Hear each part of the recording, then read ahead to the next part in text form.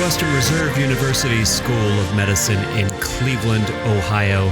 This is the All Access Med School Admissions Podcast. Hello again, everybody. I'm your host, Christian Essman, and I'm the Senior Director of Admissions and Financial Aid here at CASE.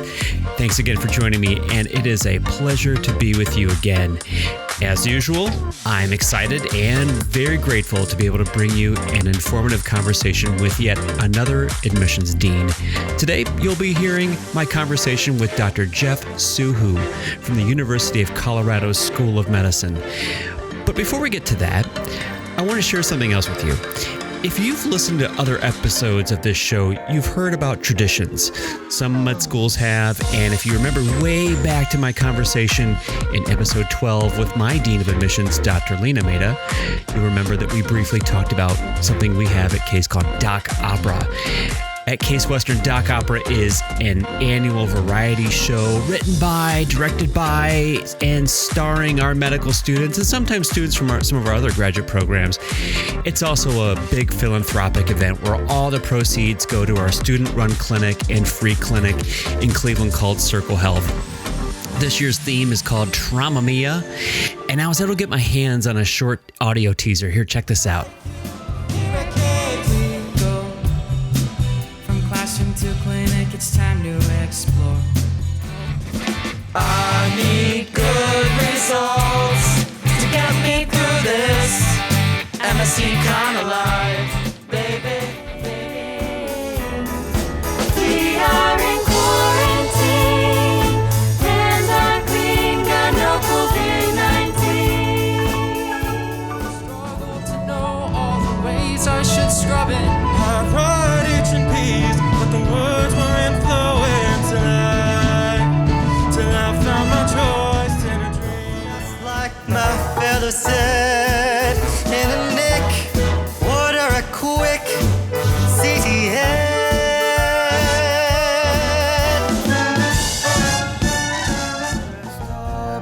Business cash has an M3. I'm aware. I like that quarantine song. Sounds like ABBA. Anyway, let me just say, it is always a wildly impressive production. My friends are always like, those are med students? I'm like, yeah. At the time I'm recording this year's Doc Opera is coming up on Saturday, December 12th. As with every other in-person event this year, Doc Opera has been converted to a virtual event. I don't know about you, but we're always looking for silver linings this year, and the silver lining with regards to Doc Opera is that this year you don't have to physically be in Cleveland to check it out. So I put some links in the show notes for more details on how you can attend this if you're interested, so check it out. Oh, one more thing before we get to Colorado. If there's an admissions-related topic that you'd like me to talk about, I'd like to try to put a couple bonus episodes together, maybe over the holidays, that's based on listener suggestions. So hit me up with your ideas at allaccess@case.edu. So send me an email at allaccess@case.edu, and we'll see what we can put together. All right, let's talk about my guest today, Dr. Jeffrey SOOHOO, the Assistant Dean of Admissions at the University of Colorado School of Medicine. Dr. SOOHOO received his MD from Loyola University Chicago Stritch School of Medicine, episode number 16, followed by residency and a glaucoma fellowship at the University of Colorado. We'll call that CU. After the completion of his training, Jeff joined the CU faculty. Jeff joined the admissions committee in 2014 and participated in all aspects of the admissions process. He was elected chair of the admissions committee in 2019. Jeff has extensive experience in undergraduate and graduate medical education, having served first as the associate residency program director for 3 years and then as the residency program director in the Department of Ophthalmology since 2017. Within the University of Colorado School of Medicine, Jeff also serves as the vice chair of the Clinical Learning Environment Subcommittee for GME, and in 2020 assumed the role of Assistant Dean of Admissions.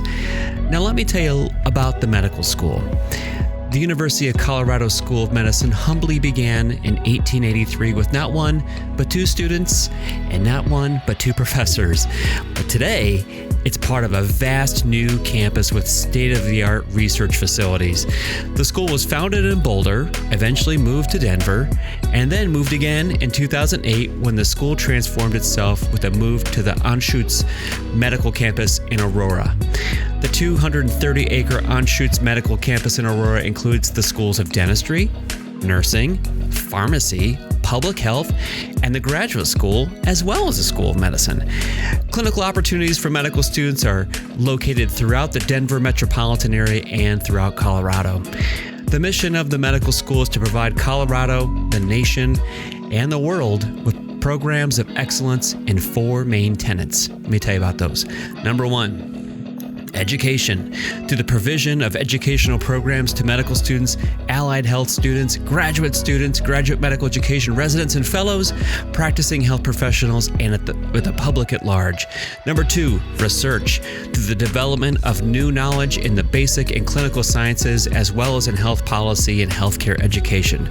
Number three, clinical care, through the state-of-the-art clinical programs which reflect the unique educational environment of the university, as well as the needs of the patients it serves.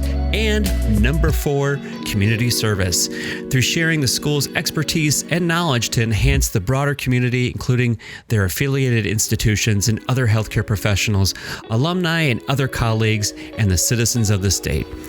The School of Medicine also has a strong commitment to primary care that's demonstrated through its clinical and research opportunities, electives, and community partnerships.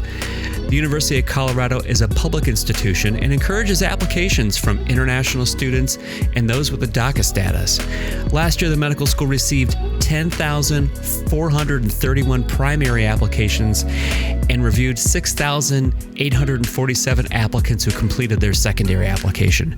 The admissions interview subcommittee interviewed 706 applicants for their incoming class of 160.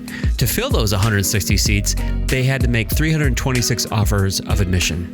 In a trend that they've seen at CU and nationwide, the majority of the class of 2024 was 57% identified as female, with the remaining identifying as male or non-binary. The class ranges in the age from 21 to 38. The average age of the class of 2024 is 24 years old, and approximately 7% of the class is 30 years old or older. 71 members of the class are Colorado residents, and the class calls 31 different states home, and incoming students come from 85 different undergraduate colleges and universities. 21% come from backgrounds traditionally underrepresented in medicine, and 26 are the first in their family to complete college. 27 students in the class of 2024 were also born outside of the United States. So there you go, a little background on the University of Colorado School of Medicine. So with that, let's get after it with Dr. SOOHOO. Here you go. Enjoy.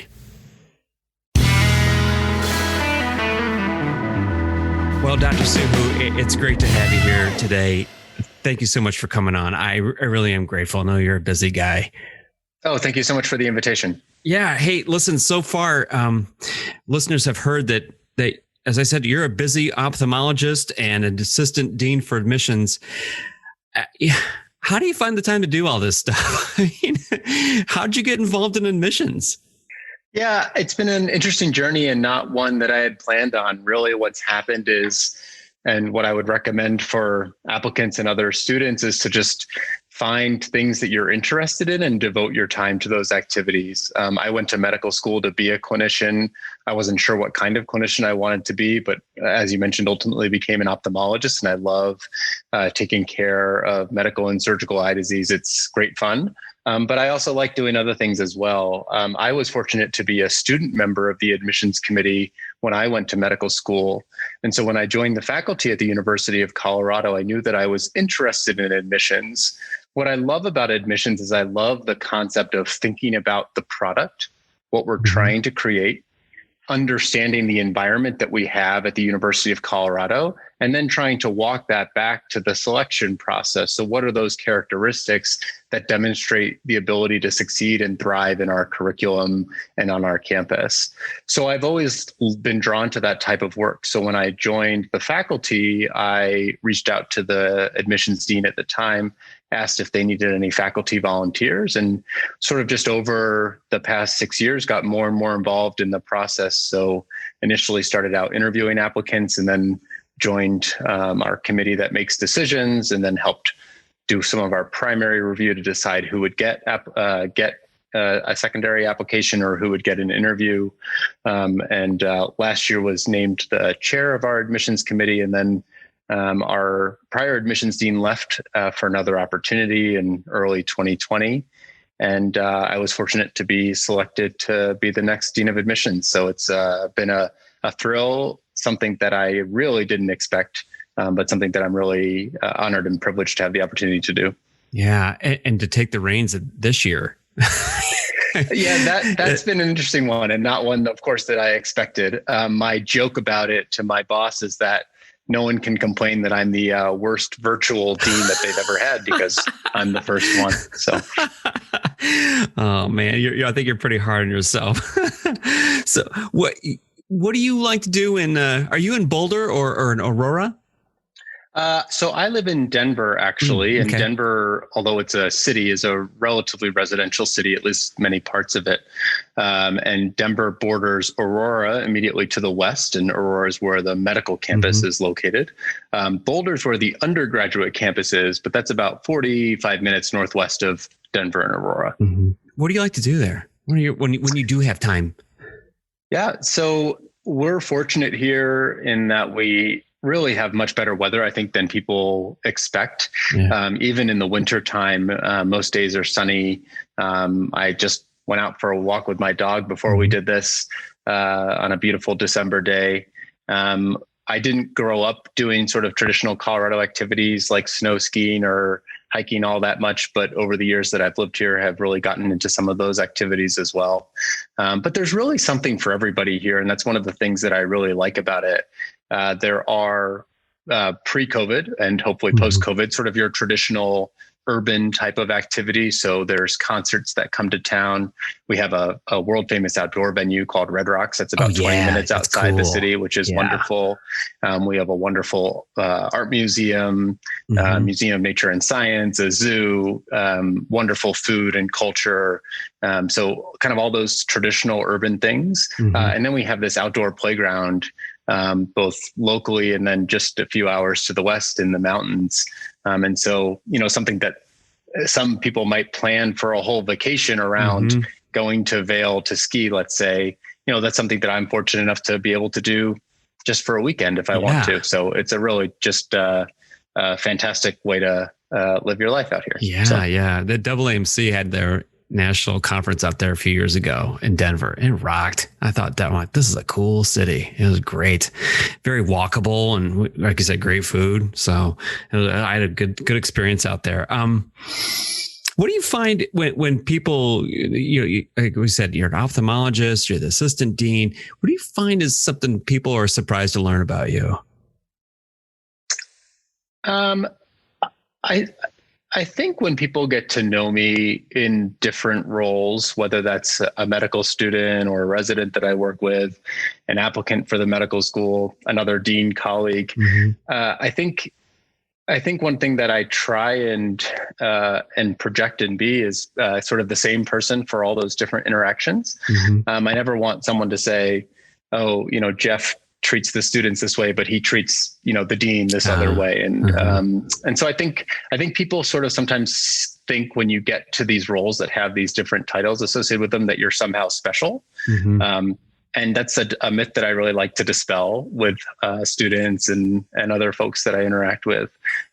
There's really not a big difference between me and an applicant for medical school other than about 15 or 20 years of experience. Mm-hmm. And, the time in medical training just happens to be really formative time. Mm-hmm. And so I think the differences between people's skills and experiences are sort of magnified because of how fast the learning and growth occurs in those times.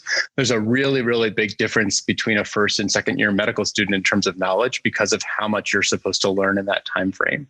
There's not a big difference between me today and me a year from now or a year ago in terms of my medical knowledge, just because the volume of material that I'm expected to learn is very different now. Mm-hmm. I'm not special. Yeah. Well, no, you are, but I hear what you're saying. You're pretty down to earth, genuine, person, authentic is what I'm hearing. I hope so. I think that's something about the admissions process, and I'm sure we'll chat about this a little bit, but I think one of the things that's really frustrating on the applicant side is it does feel sort of personal and impersonal at the same time, because I'm asking you to put down on paper like your entire life, right? Tell me about your life. Tell me about your journey. Tell me about you. And it's just these words on paper. You push a button, it goes out into the world, and you're saying, love me. Mm-hmm. And you get interviews or you don't, and it's from places you should expect to get them or not. And none of it really makes sense. And it's hard to understand that it's a human endeavor on both sides. And I'm just a regular person that happens to have this position, but someone had it before me and someone will have it after me. So. Mm-hmm. That's a great way to put it. Well, we'll get into that stuff. I want to get into those things. I want to get into, you mentioned just a few minutes ago, like some of the things that attributes or things that you're looking for. So we'll get into that in a little bit. But the first thing I want to get into is some exciting stuff that you guys have going on in Colorado is a curricular reform. And from what I read, you have a new curriculum coming out. When is let's get into that. What are the details on the Trek curriculum? What's it going to be unveiled? Tell us a little bit about it. Yeah, so the Trek curriculum is our new curriculum that we're actually rolling out for the class of 2025, which is the class that we're interviewing for right now. It's really fantastic. I'm super excited about it, and it's many, many years in the making.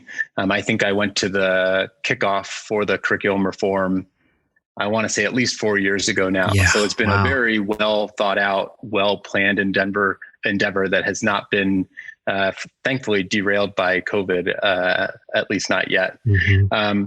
And it's named, our students were integral in terms of the naming and also the development of the curriculum.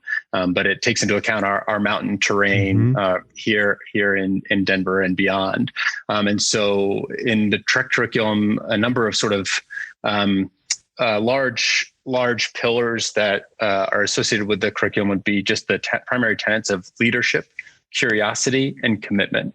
And so those are really, when we talk about the curriculum and the types of students that we're looking for, we constantly return to those three pillars because we think that they're central to how we as a school think about education and think about the practice of being a physician. One of the things that we've done is go around the country pre-COVID, visit other schools that have gone through curriculum reform processes to see what best practices are and to see what works and what doesn't, and try and also integrate what really we think works best in our unique educational environment here in the state of Colorado. All the aspects of the new curriculum are named for different parts of a journey on a hike in Colorado. And so you start in the Plains curriculum, which is foundational sciences. So it's a pre-clerkship integrated curriculum. So there's clinical skills training, there's basic science training, there's preceptorship, there's faculty coaching, with a goal of accelerating your clinical and foundational science learning to get you prepared to enter real clinical care earlier than a traditional medical school model. So maybe a traditional model would be 2 years of preclinical work, followed by sort of your core clerkships in year 3 of medical school. We're accelerating that a little bit. And so we're having students enter their clerkship year as their second year of medical school. It doesn't mean that we're getting rid of sciences, and it doesn't mean that we're actually compressing 2 years of curriculum into 1 year. What it means is that we're trying to be really thoughtful about the foundational sciences that we include in that first year, and to really say, what knowledge do we need to give you to make you the best clinical clerk and clinical student that you can be? What we then do after the clinical year, and we'll talk a little bit more about that in a minute, and that's called the foothills, is after the clinical year, you move into our alpine ascent, which is advanced science courses, more individualized learning, and bringing back more foundational science material, but once again, making it clinically relevant. And so really trying to tie the clinical space to the scientific background in a way that maybe doesn't always happen in the traditional curriculum. And so there'll be interactions with basic scientists where you come off a clinical experience and you're required to interact with a basic scientist and ask them questions about something you saw on the wards and how does this relate to your research or your experience. So really trying to create more of a multidisciplinary learning environment in that way. And then finally, the summit, or the top of your journey, is focused residency preparation, match, of course, into residency, and kind of preparing people to go out and be the best physicians that they can be. To return a little bit to the clinical year, one thing I wanted to emphasize is that a big part of our new curriculum is a transition to what's called LICs, or longitudinal integrated clerkships. And rather than a traditional clerkship model, which might be 8 weeks of surgery, followed by 8 weeks of pediatrics, followed by 8 weeks of internal medicine, and where those things don't really talk to one another. In an LIC model, you're having clinical experiences that, as the name suggests, are longitudinal throughout the year. And so rather than having the clinical experiences be so fragmented, you might say be in surgery on a Tuesday morning and then have pediatrics clinic on a Wednesday afternoon. Or if one of your patients from your family medicine clinic is admitted to the hospital, you then go round on them. Or if someone that you've been following in an OB clinic goes into labor, you go with them to that delivery. And that's a patient that you now have already established a relationship with. And then you get to see the continuum of care that occurs for them over a period of time. The other thing is not only the longitudinal nature of your relationship with patients, but actually the longitudinal nature of your relationship with faculty as well. If I have a faculty member that I know I'm going to see every Tuesday morning for an entire year, well, I have a lot invested in that relationship, and the faculty member similarly has a lot invested in me, and we can really develop a rapport over that year. And really become comfortable giving and receiving feedback in both directions and becoming better learners and educators. That all sounds exciting, and I love the way that the naming convention. I mean, that really just kind of gives it a unique and personalized for your school, the Plains, Foothills, Alpine Ascent, and Summit. I saw on the graph, and I'll put a link to the stuff in the show notes, but I was like, base camp is at the beginning of each year, and like base camp must be like just a way to kind of set the stage, I guess, for that year and things. Exactly. Yeah, it'd be kind of an orientation or a kickoff kind of thing. Yeah, that was cool. So, yeah, really, really neat. One of the things when I was reading about your school is that there's a requirement for students that they have to do research, because a common question we always get right is like, can I do research at your medical school? And Colorado is one that requires it. And I think it's called the Mentored Scholars Activity. Is that going to continue in the TREC curriculum? It will, yeah. Although one thing that I'll say is that I think it's good for people to sort of broaden their horizons when they think about what types of things entail scholarly activity or research. So the expectation is not that everybody is in a lab running PCRs all day, because that might not be your passion, or that might not really enhance your learning. But we have students that do scholarly projects around quality improvement in our hospitals and clinics. We have students that go out into the community and do different types of projects around social determinants of health, and other, let's say, non-medical things that still impact a patient's care experience or healthcare delivery.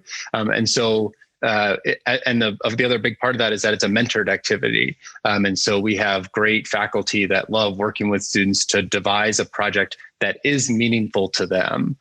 So there is sort of a requirement. We think that all students should be going back to our pillars, that curiosity aspect, asking a question, figuring out a way to help answer that question. We think that's something that's important for physicians, no matter what type of practice they go into. Yeah. So you define the scholarly work very broadly. Absolutely. So sometimes when students hear research, they like you said, they go right thinking of bench research, running PCRs and pipetting all day and things like that. So you define it very broadly. You guys are pretty much the only game in town there in the state of Colorado. Like, you have some tell us about the hospitals where the students will be doing some of these LICs as medical students at Colorado. Who are your partners? I think that's a really large strength of our program is just sort of the variety of clinical sites and the different types of patient populations that students will have the opportunity to interact with. And we have LIC sites that are going to be spread throughout the state. So there will be some in the Denver metro area. Our main sort of Denver metro affiliate hospitals are the University of Colorado Hospital, which is a large tertiary referral center, the Children's Hospital Colorado, which is a large freestanding pediatric hospital, consistently ranked as a top 10 children's hospital in the country, Denver Health Medical Center, which is a large level 1 trauma center that serves the city and county of Denver. And then the VA Medical Center, which is a large regional medical center taking care of our veterans. So those are our main affiliate hospitals, but there'll be LIC opportunities actually throughout the metro area and beyond. So there'll be LIC sites in surrounding towns such as Boulder, Greeley, Longmont. We already have established LICs at Denver Health Medical Center and at the VA. So we have experience with this educational model. We developed a new LIC up in Fort Collins, which is already running from a courtship point of view. But we are also opening a new 4-year branch campus up in Fort Collins in collaboration with Colorado State University. And then we have our continued LIC down in Colorado Springs as part of our Colorado Springs branch. There's going to be a number of different opportunities to work with different populations and even in different parts of the state. Our rural program also sends students out to the Western Plains to work with populations that have much less access to care than we're used to here in the metro area. So a lot of different opportunities. Yeah, you mentioned that. I wanted to talk about those branch campuses. Is that something that an applicant at the time of application has to indicate they're interested in a branch campus, or does that happen after they arrive, or after acceptance kind of thing? Great question. So applicants can indicate an interest in a branch prior to being accepted to the medical school, but it's very, I want to make it very clear that the interest in those branches or not doesn't affect the admissions decision at all. So we review all applicants in the same way. Students that get accepted to the University of Colorado School of Medicine, and they then have the opportunity, once they're accepted, to apply for and/or if they so choose, matriculate into these other branches or programs. But they're not tied together in the sense that, the only way you get in is if you go to this particular program or branch. Okay. If a student goes to the branch campus at, like, say, Fort Collins, they move up there. Do they do the Trek curriculum up there, or do they have a separate curriculum? Good question. So the curriculum is the same across all our sites, and it's all going to be the new Trek curriculum with the class of 2025. Okay. It's just will be delivered in different locations, or in different ways, or with different faculty mentors, and sometimes some slightly different philosophies. Sure. One thing that I'll mention that's specific to the Fort Collins branch in the partnership with Colorado State University, or CSU, is they have a really, really strong veterinary program. And part of the plan for that campus is a focus on what's called One Health, which is an understanding that really our health as a human species is also intertwined with the health of everybody and everything around us. And that's plants and animals and the health of our environment. And so I think that's going to be a really unique feature of that branch campus in particular. That is cool. Wow. We could probably talk all day about some of this stuff, but I gotta keep us on track. Another common question we get from our prospective applicants, Jeff, is what about international opportunities or global opportunities? Do students at Colorado tend to go to, are there particular countries you have partnerships with, or tracks that the students can explore internationally? So there is a global health track here at the University of Colorado School of Medicine, and we do have partnerships and sort of longstanding relationships with different programs in different countries. It's an optional track, so not everybody is by any means required to participate, but it is an option, at least pre and once again, hopefully post-COVID, for those that are interested in learning more about global work. When So on interview, we're going to talk about interview days here in a little bit, but on interview days, do they get to meet you and hang out with you and you talk to them and stuff? So this is, as you may know, Christian, my first year as Dean of Admissions of the medical school. And so we've done everything virtually this year. Yeah. We do have a large virtual room where I do meet all the applicants on interview day. One of the things that's sad about this year is I don't get to have any sort of informal one-on-one conversation with students because the format really doesn't allow for that, unfortunately.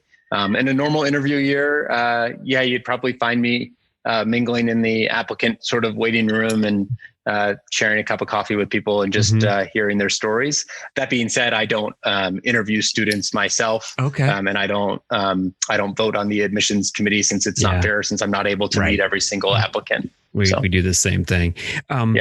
Is there something that you, given what your experience at Colorado now there for a few years, that you'd like prospective applicants to know about Colorado, or is there like a misconception about Colorado? Or is there just something like, this is one thing I want people to know about our med school that maybe they won't find on a website or something like that?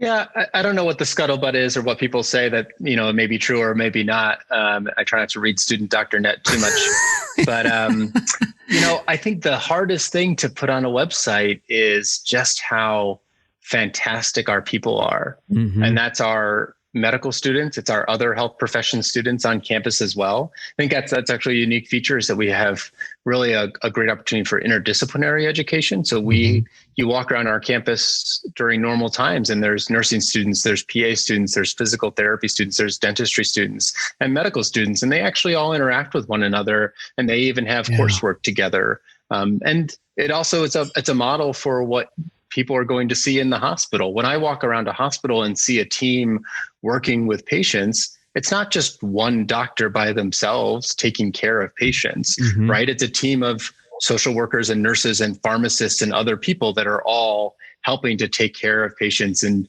do what they are experts in. And so we try and model that on our campus as well.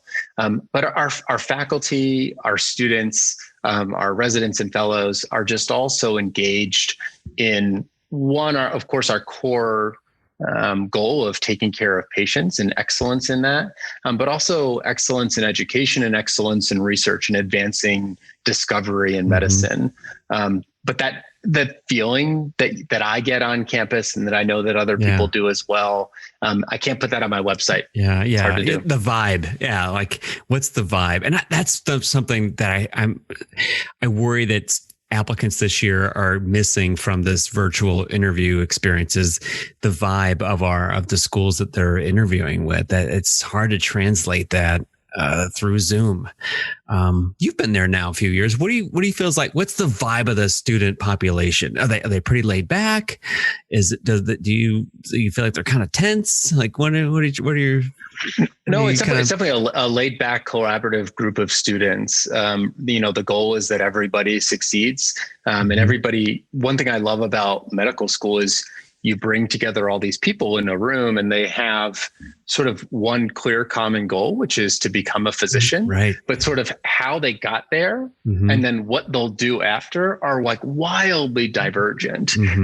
Every year, the admissions dean, and I got to do it this year, we stand up on the first day of orientation and sort of give a profile of the class and you sit there and I look through all the applications to find this information, but you see, so-and-so was a fighter pilot in the Navy and so-and-so was in the Olympics and so-and-so, all these really wonderful things. And I don't know what they'll go on to do with their lives, but I know that it's something that we can be proud of as an institution. Yeah, that's what's so cool every year is all these students claw their way to get there and they all have this shared goal.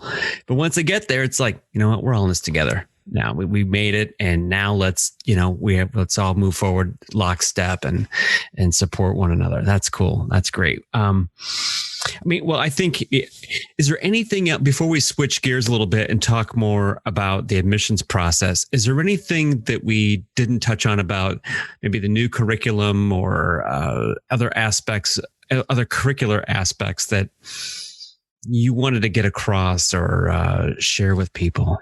I think one thing that is unique about the new curriculum is going to be our faculty mentoring and coaching process. we have faculty members that are going to be identified that will have a cohort of students that they'll follow throughout their time with us.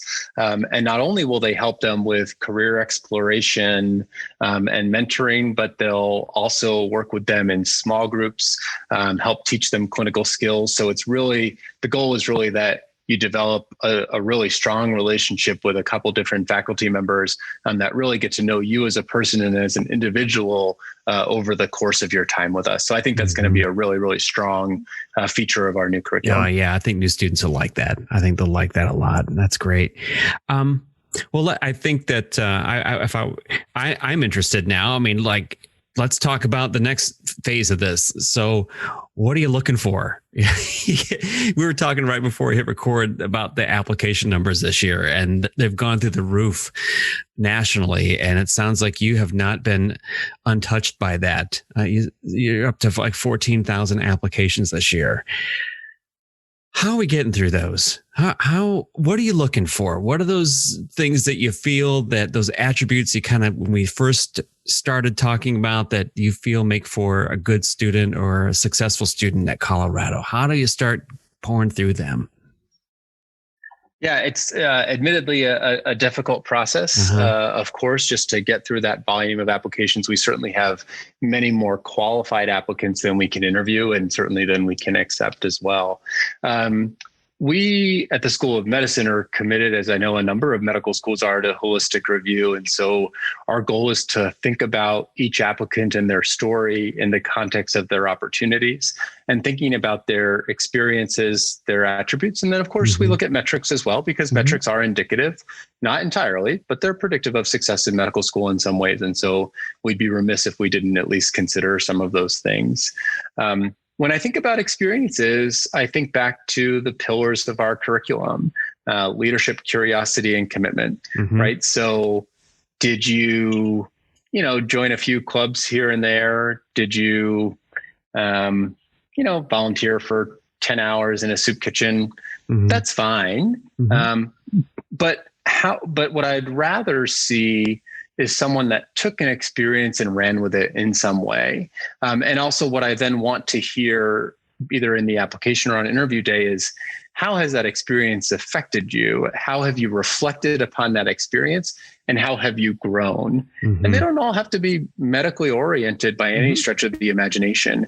But I think what I'm looking for is, I think back to the competencies that we expect of our medical students. We expect students to be good communicators. We expect them to have leadership skills. We expect them to have service orientation and cultural competency. So how have you demonstrated those competencies, and how have you demonstrated your longitudinal commitment to an activity or an ideal or a group of people or something like that?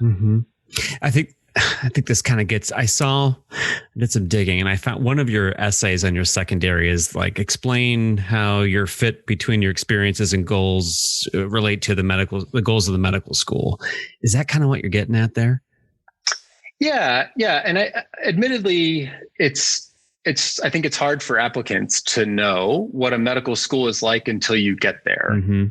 It's very difficult. And it's one of the things that frustrates me about sort of the process and the volume and how impersonal it can seem sometimes. And, one thing that I think is tough is there's this, I think, expectation sometimes in the admissions world that someone comes to the University of Colorado as an applicant or interviewing, and sort of has this really well-defined understanding of our school and why they want to come here. And I think that's really challenging for applicants that are just trying to get into medical school and want to be a physician for all the right reasons, and maybe don't have the resources to explore all these different places or the time, or they might, some people have the advantage of knowing someone that goes to medical school here, and they might have some sort of insider information. Many applicants don't have that advantage. So I'm definitely cognizant of that. We have a number of students that are involved in our admissions process, and I challenged them a few weeks ago. I said, you all love the University of Colorado School of Medicine. If I asked you to articulate what you love about your experience here, how much of that could you have articulated as an applicant? Yeah.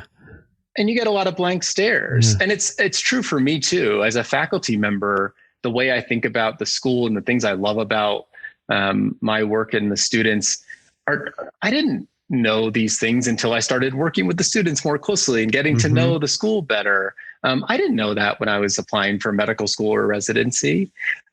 So I cut applicants a little bit of slack in that regard. I don't expect them to be a perfect fit for our medical school, and I don't even know what that is actually. And I think that's one of the hard parts, though, is that there isn't a formula for getting into medical school. If there was, it would be published and everybody would be doing it, and you and I wouldn't need to have this conversation. But the reality is, each applicant has unique attributes, unique experiences, unique opportunities, and we try and evaluate those things in the context of the whole person as best we can. Yeah, I mean, we know it's tough for applicants, and we do the same thing with our faculty. Like, well, we don't know if they're interested in case. Like, well, they applied here, and we know they're applying to multiple medical schools. They're trying to get in anywhere, but they're showing interest in maybe 13 or 15. But it's tough. We get it. They're trying to be a lot of things to a lot of people, and we sympathize. We sympathize with them.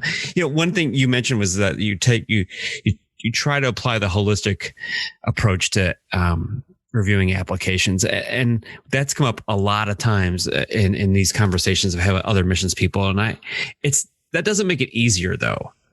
To say you do holistic admissions doesn't mean it makes it easier.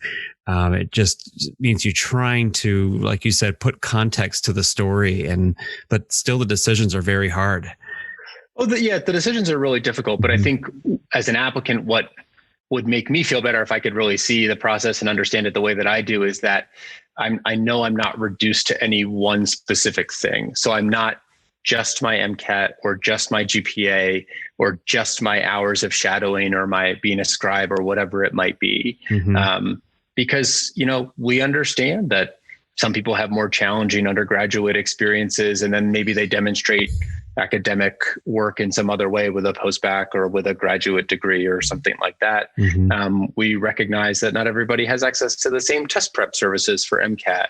I know that someone that worked 2 jobs to help put themselves through college probably wasn't the president of 5 different clubs. Because they were working. I think when it's not just a buzzword for us, we're really trying to think about what have been this applicant's opportunities and how have they demonstrated a commitment to the values that we represent as a school. One thing I wanted to ask you, how much emphasis or value do you put on clinically related experiences? Because and this is a tough one this year to do for applicants. How we can talk like pre-COVID and then kind of currently, how much emphasis or value to put on students getting clinical experiences? I think if you asked, the X number of members of my committee, you'd get the same number of answers because I think it's really hard to pin it down because I think clinical experiences can mean a lot of different things. And it might even be some things that you wouldn't necessarily consider as a primary clinical experience. And I think what I'm really trying to get at more is what of the experiences that you've really delved into and committed to, how have they informed your decision to pursue a career in medicine? And so that might be something really linear. I spent time with this doctor. I liked watching what she or he did. I want to be that kind of doctor. And I think that's fine if that's your experience. But I also recognize, well, it's a lot easier to shadow a bunch of doctors if you come from a family where you know some doctors, and it's a lot harder if you don't. And so I can't expect that everybody has the exact same amount of shadowing. I also think that, there's a number of jobs out there where you learn to interact with people and to hear people's stories in a way that would inform how I think about my practice of medicine today. I think back, one of my jobs before I went to medical school was as a receptionist in a medical office, and I wasn't working with patients, right? So it wasn't a clinical experience per se. And in fact, I spent a lot of my time trying to get pre-authorizations from insurance companies for patients. So I was on the phone. I wasn't talking to patients. And yet it's allowed me to think differently about a patient that's maybe having trouble getting a particular medication that's not on their formulary, or needs pre-authorization for this medication and hasn't been able to get it. So that, to me now, like, that was a clinical experience in terms of how it informs my experience of being a physician, but it might not have looked that way on paper. So I think about all those kinds of things, working at a shelter for people that are experiencing homelessness. You're not their doctor or their, nurse. You're not taking care of their medical needs necessarily, but you're still experiencing all these things that intersect to create health and healthcare, or the lack thereof. Yeah. Excellent point. I love how you said that, because I want applicants to hear that it doesn't always have to look like you're in a hospital, because you can get similar kind of life experiences or health related experiences or the human condition experience from other activities. I wanted to ask the other thing. Yeah, go ahead. I think the other thing that I'd highlight about this is it's not only about the quantity or even the quality of the experience, but also your ability as an applicant and as a person to reflect and grow from that opportunity. So I don't only want to see what you've done. I want to know what you've learned and how you've changed. And so that's the other part of it that's important to me, is how have you reflected on that experience? It all comes down to the writing and how you write about that. That's what makes it jump off the page and make it interesting when we're reading these applications day and night on the couch and in the office. So, Jeff, since I have you, I wanted to ask you a question. I've gotten similar emails like this from other listeners. This guy wrote me and he said, how would you consider this clinical experience? He goes, I'm a full-time caregiver to a parent. His parent has dementia. And I've had some similar ones. I've received similar emails from whether it was a grandparent they're hoping to take care of another family member. They're taking them to the doctor's appointments, and they're going to rehab, and they're inpatient procedures and stuff. Sometimes I think applicants get hung up on how it's classified. Is it clinical experience, or is it medical volunteering, or would you consider that clinical experience? I would, absolutely, for the reasons that I was just stating. I mean, you're going to if you're in one of those roles with a family member or professionally, you're intersecting with the healthcare system in so many different ways, right? It's not even just about your interaction, let's say, with that person's doctor or other caregivers, but you're having to figure out how to get them to the appointment, transportation, and if they have mobility issues, what's the parking like at this healthcare facility? How do we get from point A to point B? Who's managing their medications? All these like complex things that come into how someone ultimately is able to be cared for by our really complex healthcare system. So to me, of course, that's a clinical experience. Yeah, I wouldn't get hung up, because in AMCAS, you get to choose what it's classified as. I wouldn't get hung up on that, whether you call it medical related experience or like the volunteer, non-medical, whatever. We're going to be able to, the real meat and potatoes comes in the description of what it is. Yeah, absolutely. For us. Absolutely. Yeah. One other question I have for you about the application process. Since Colorado has this scholarly project, do you want to see research experience or some type of scholarly work in the application, or to know that they're interested in doing scholarly work as a medical student? What if they don't have a senior thesis or a capstone project or formalized research? Is that a disadvantage? Not necessarily. I mean, once again, we do holistic review, and we recognize that people have different opportunities. And so, some undergraduate or graduate institutions might have more or less opportunities for research. And you might have gotten lucky and found that amazing research mentor and had a lot of really productive work, or you might have gotten unlucky and none of the projects really panned out and you don't really have much to show for it, but you worked really hard. I think I think what I'm more interested in is the curiosity piece that I was mentioning before. And you can demonstrate that in traditional research. And I think that's excellent. And we have a number of applicants that do demonstrate curiosity in that way.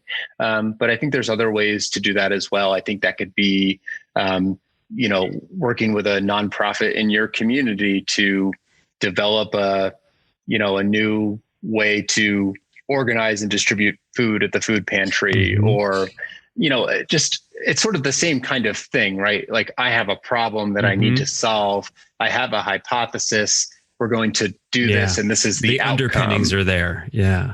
Yeah. Of like, I saw this problem and this is what I was able to do to address it or to learn more, to expand my horizons. I think most commonly that takes the place that looks like more traditional research on an application. Partly, I think, because that's how applicants may think about it, and many schools may think about it in that way as well. But I know that not everybody is either passionate about that or has those opportunities. Great point. And lastly, one thing I noticed, I was looking at your MSAR from this last year. When it comes to gap years, and I noticed a larger cohort of your last class was in the 24 to, I don't remember what the age range was, but there seemed to be a little bit older students. Was that just, do you put greater value on gap years, or just it flushed out that way? Yeah, I think that's just sort of the way it turns out. I think our average entering age for our entering class was 24 again this year. I think one of the reasons for that may be that when we're looking for really well-developed, a well-developed sense of your path to becoming a physician, and your ability to truly demonstrate leadership and commitment and in-depth experiences, some students are able to acquire those experiences and that self-reflection in undergraduate and are ready to come directly to medical school. And some students aren't ready or don't have those opportunities solely in undergrad. So I don't think it's anything specific. Okay, so I just want people to hear that. That's not by design. It's not like, okay, we're only going to look at people who are 24 and older. It's just the way kind of the process works and kind of fleshes out in the end. Yeah. People, and also, I mean, that part of it is the applicant pool. Some people come to medicine at different points in their lives. We do have applicants that come straight from college, and many of them do. And then we have applicants that this is their second career, or they sort of, drifted and turned this way and that, and then realized that medicine was their true passion. And so, we have students in their 30s and students in their 20s. And, but as we were talking about earlier, what's really great about that is they're all here for the same reason, which is to become a physician and learn to be excellent. Yeah. Well, thank you. I asked that question because as you kind of said earlier, in a way that admissions is kind of a black box. And that's why we're having these conversations, because I know these students try to analyze everything. And so they see that kind of data and MSAR is like, oh, I'm not 24 yet, or I'm not in my 30s. They must value like, no, it's just how the pool kind of works sometimes, or just how the matriculants kind of fleshed out at the end. And that's what the age range was. And and the things you see in MSAR are typically averages. Right? Yeah. And so if the average is 24, well, someone's younger and someone's older. That's just the reality of math. So you make it through the screening process and you get the invitation to come and interview at the medical school. This year is very different. How much does the interview day of pre-COVID compare to the interview day of current of your virtual interview day process? Are they pretty similar, or have you changed some things?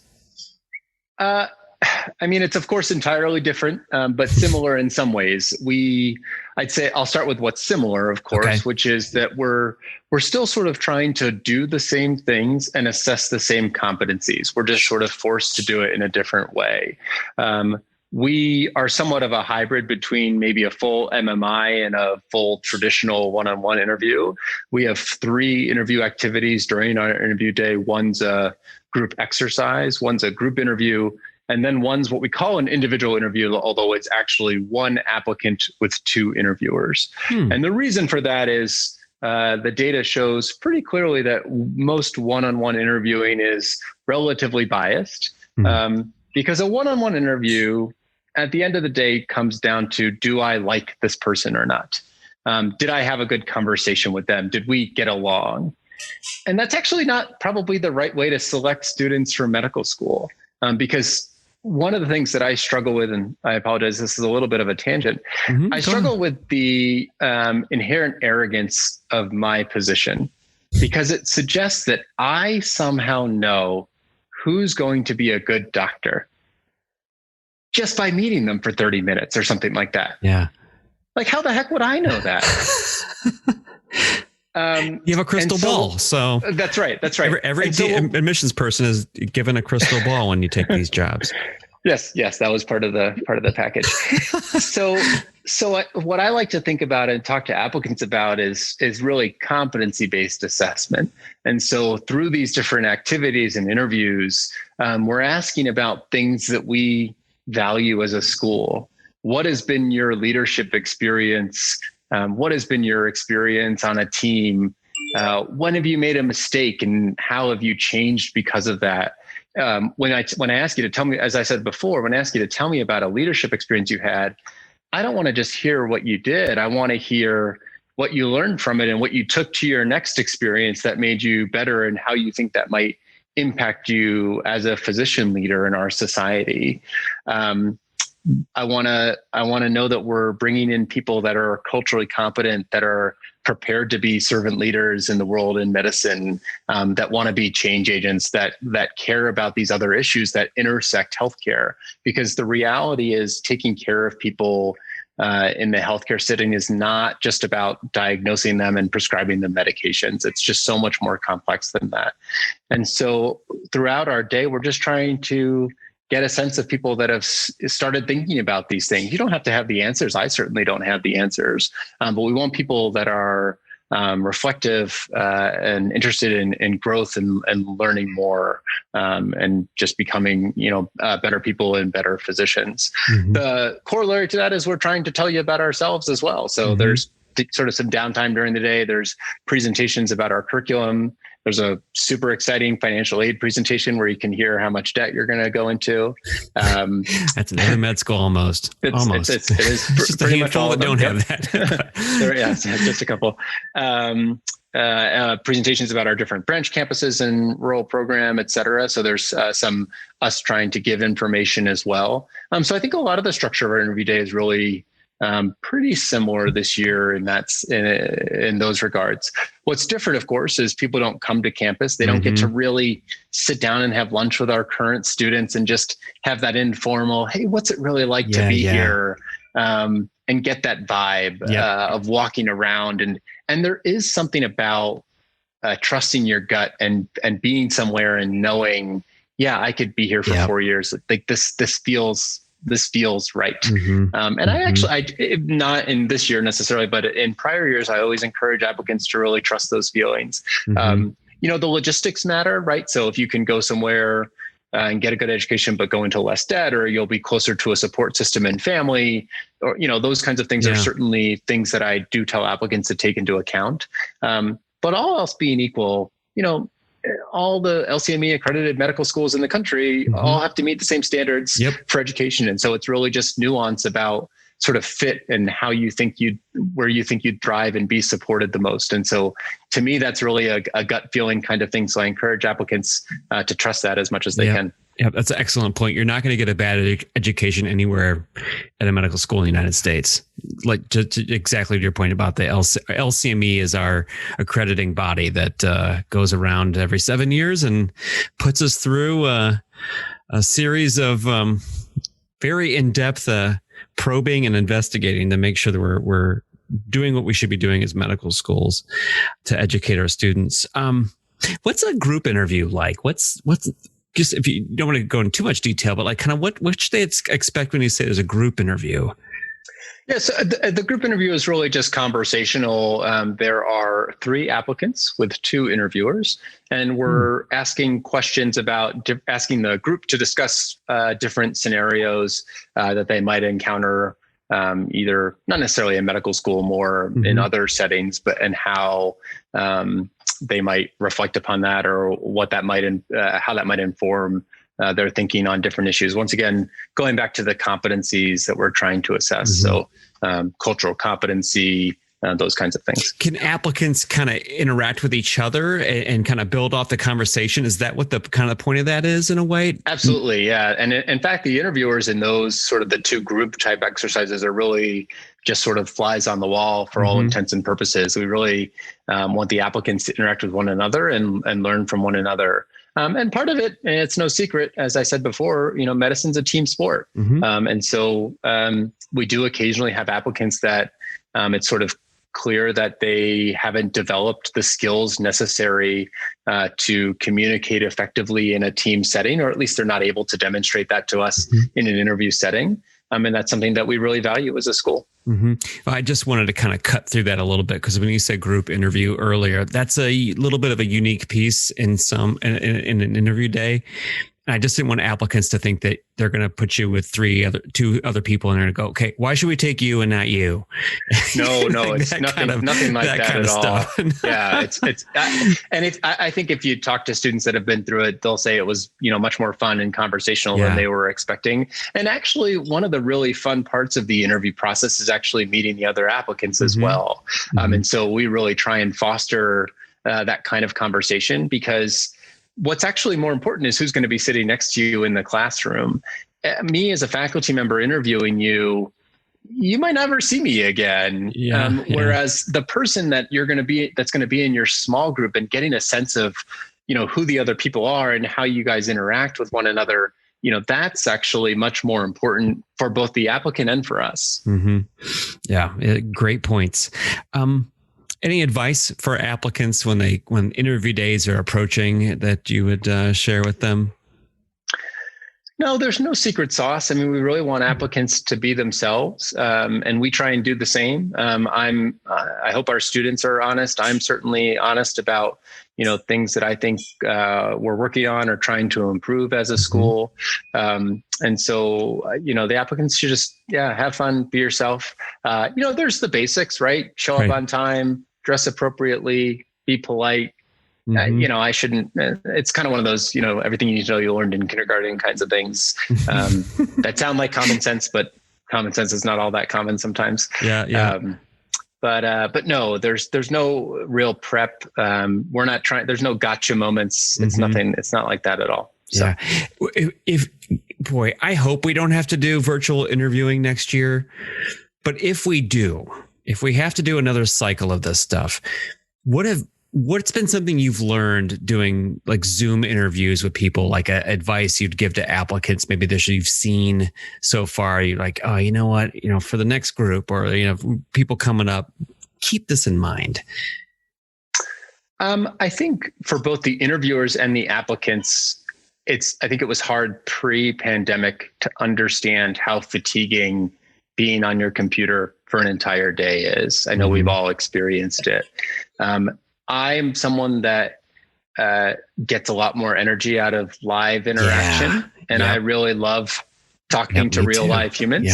And so it's not that I've had to do a lot of connecting with people over Zoom over the past 8+ months, and I've had some great conversations and made some great friends, or really had some great collaborations.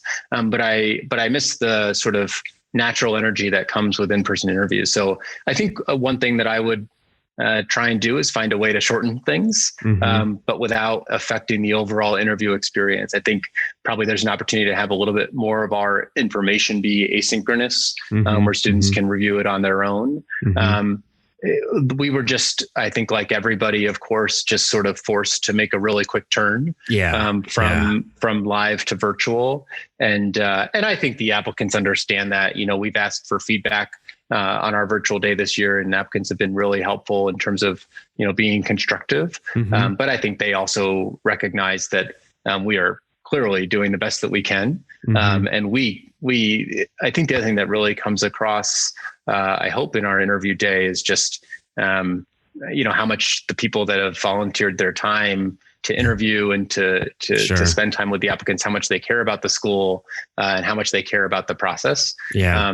And so we know it's not perfect, but I think the applicants know we're doing the best we can. We have good intentions. Everybody has good intentions. Yeah, Absolutely. I love what you said about like the energy of the room. I miss that so much when you walk into the conference room and there's all your applicants there for the day. And there's like some nervous energy.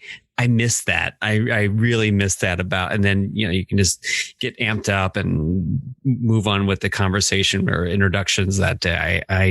That's something that's hard to replicate through these wall of Zoom in front of you of people, panels. I was going to say one thing, a tip I would share with people. I've noticed some applicants might have two screens.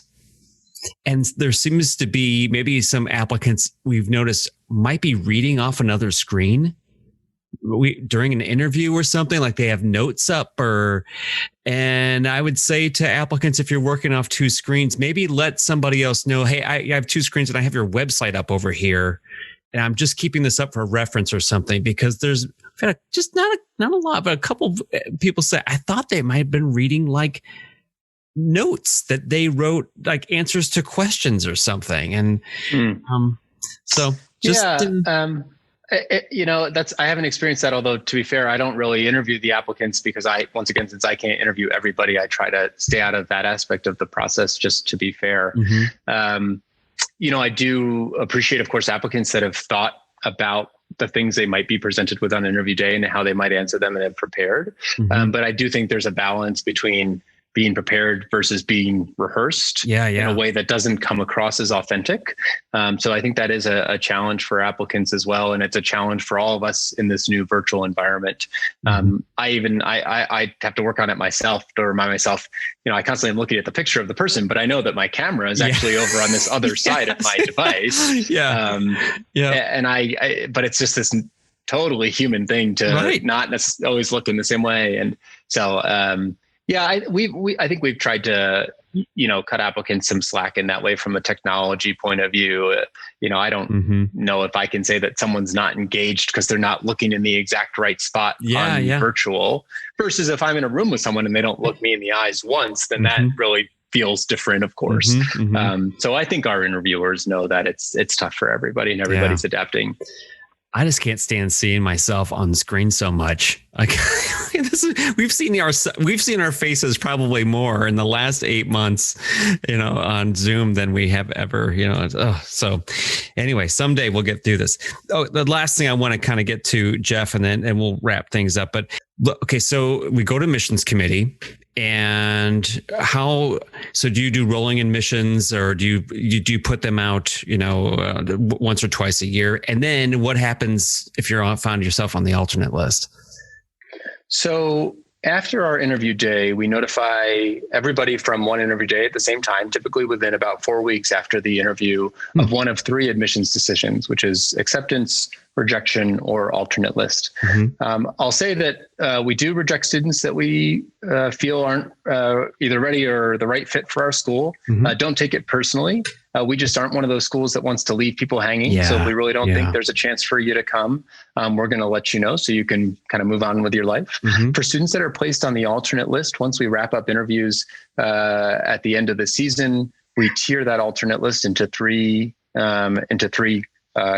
tertiles, and we let you know where you are within those tertiles. We don't have a specific rank ordered list, and nor can I tell you in any given year how many students would come off the alternate list. Okay. Yeah. I've heard that from other people too. If I find them on the alternate list, do you want to hear from me? Any updates or love letters about coming to Colorado? As much as I enjoy getting love letters from people, I think it's a little bit hard to process, that kind of volume of email or letters, but also, for it to be fair for all applicants to have the same opportunities. So sort of in the same way that we unfortunately don't accept application and updates from students, we tend not to accept additional updates throughout the season as well. There's just not a really good way for us to manage that information in a way that's fair to all the applicants. Yeah. Okay. That makes sense. Well, it's your process, and that's what works well for your school. So that makes sense. I'm glad I asked that question. I guess just to kind of wind things down here with you, Jeff, any kind of final thoughts or the little grand finale? Any recommendations for applicants, like things that books that you are interested in or like to read, or that you share with friends, or podcasts that you listen to, or movies that you say, you got to check this out, this is kind of cool? What are your kind of special interests in outside of, your work that you like to share with people? Yeah, I think there's definitely, there's so much great stuff out there to both watch, listen to, and read. There's a really excellent podcast called The Nocturnus. That's healthcare workers sharing stories. And that's been something that I've turned to more as I think appropriately so. I mean, healthcare always, of course, is front and center in many ways in people's lives. But I think this pandemic has sort of illustrated the disparities and highlighted the disparities in care. As well as sort of the experience of being a healthcare worker during a pandemic and what that's like. So that's been something that I've found a really great thing to listen to during this time. Yeah, I'll put a note of that in the show notes for people to check out, because that sounds like one that pre-med students would be interested in too. Hey, this has been fun. It's really packed in a lot of great information during our conversation, and thanks for being so open about your process and things you're looking for. I think hope listeners found this to be insightful, because I've learned a lot, and it's been very entertaining too. So thank you so much, Jeff. I really loved having you on here. Thank you so much for your time. I really appreciate it. Yeah. Hey, we'll see you around. I hope to meet you in person someday. Sounds good. All right. Thanks, man. See ya.